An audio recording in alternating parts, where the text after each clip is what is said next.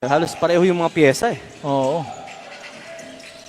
And that is a bad fakes the three. Goes inside. Layup is up and in. Plus the foul. Strong move mula dito kay Katukod. Looks like he hit his leg, but look at that. Blow by on that close out.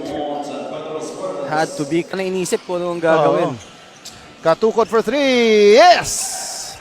Much need. Doon ang San Pedro. So ito ang Las Piñas. Katukod is fouled on that layup. Sa smartness and cohesiveness na kailangan nila. And yan, to stop making unnecessary movements. Totoo, because right now they already have 10 turnovers, make that 11. That's good. Nice Pinoy step move by Katukod for the layup.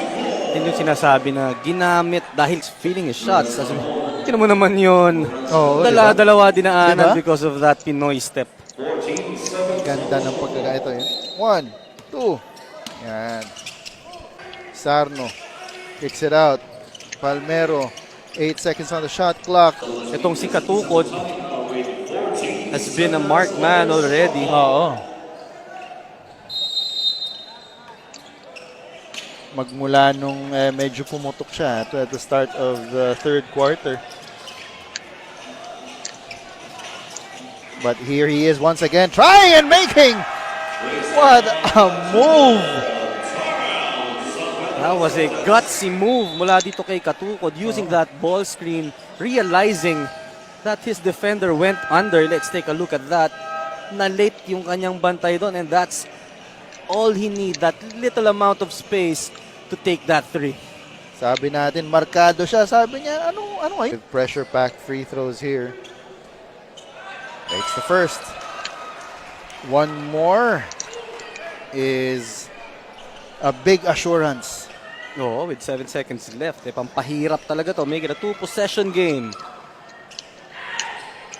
And he makes the two.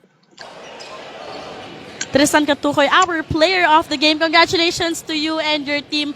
You guys, galing kayo, you came from behind. Kanina lamang yung kalaban nyo, pero still nakuha nyo tong panalo to. You scored 28 points. First game mo pa lang dito sa Junior MPBL. Pwede mo ba ibahagi sa akin, ano ba yung mga naging personal preparations mo sa larong ito? Self-training po, tsaka we just follow kung ano yung mga sinasabi ni Coach. Meron ka bang gustong pasalamatan ngayon or batiin? Salamat po sa sa tito ko po, tsaka yung pinsan ko po, tsaka yung mga fans ng Isa Botanica.